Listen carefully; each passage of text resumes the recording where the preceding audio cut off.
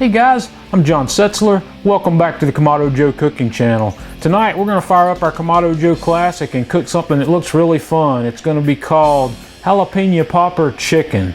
So let's get started.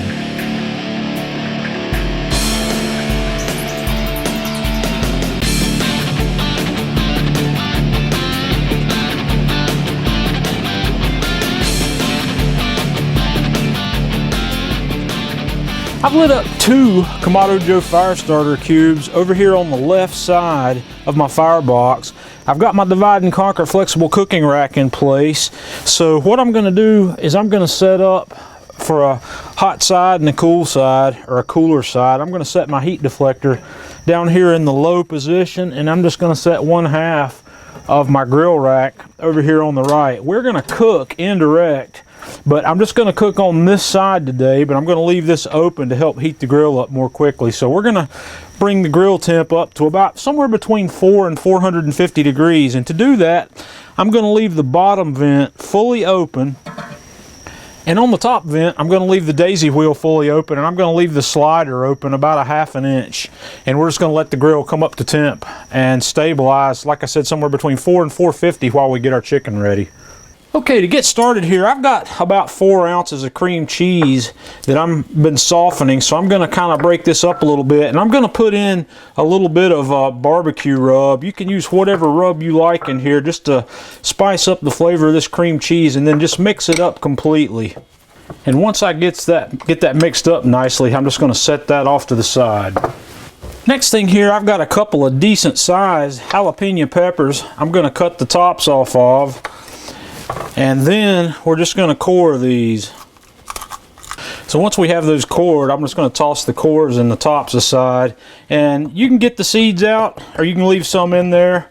That adds a little heat. So now that we've got those cored, I'm just going to clean up my mess here a little bit. We're going to stuff these guys with that cream cheese that we made that's got the barbecue rub in it. We're going to stuff them completely full. And once we have those stuffed full, we're just going to set these guys aside.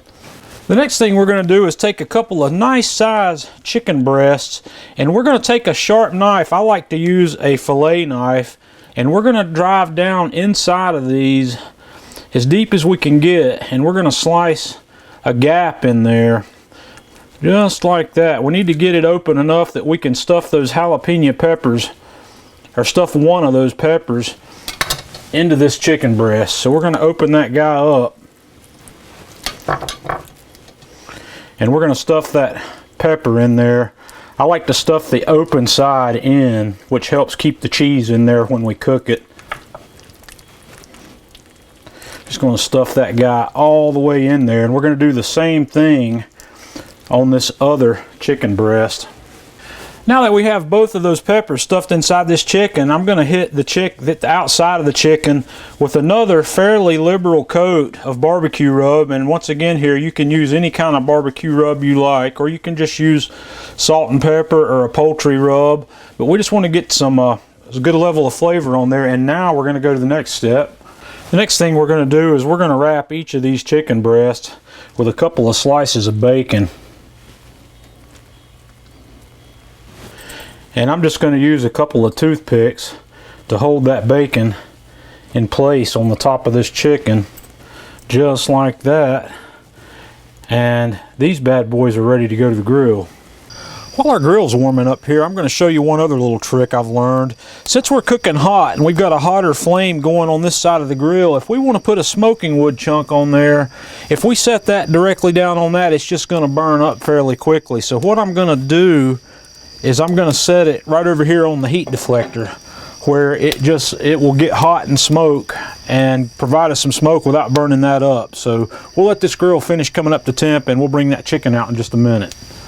Okay, our Kamado Joe Classic here is just about up to temp, so I'm going to raise the lid, and we're going to put these chicken breasts on here,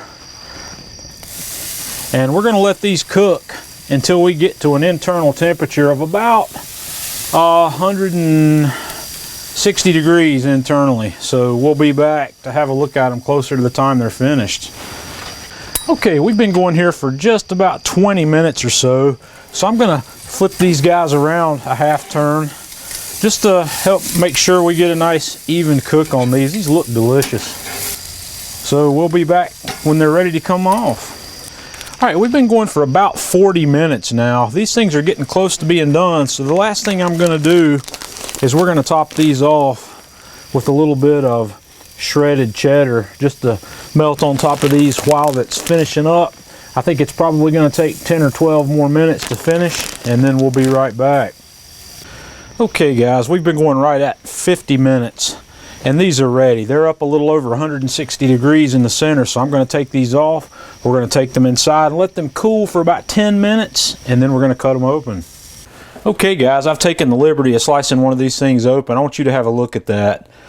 Man, that looks amazing. Let's have a taste. Man, this smells absolutely delicious. I'm going to take a little slice off here, get some of that jalapeno, that stuffed jalapeno in the middle of that. A little piece of that bacon.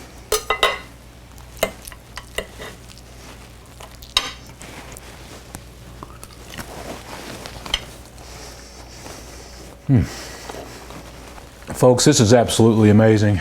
You have got to try this. This is a quick, easy dish. You can actually make this in advance. You can make up these chicken breasts, you can stuff the peppers, stuff the breast, and wrap them in plastic and stick them in the refrigerator and have them ready to go, you know, the day before. Just keep them chilled until you're ready to put them on the grill. Fantastic dish. Give this a try. Let me know what you think. Leave us a comment. Join us on Facebook, facebook.com/KamadoJoe. Follow us on Twitter @KamadoJoe. And until next time, this is John Setzler with Kamado Joe Cooking Channel.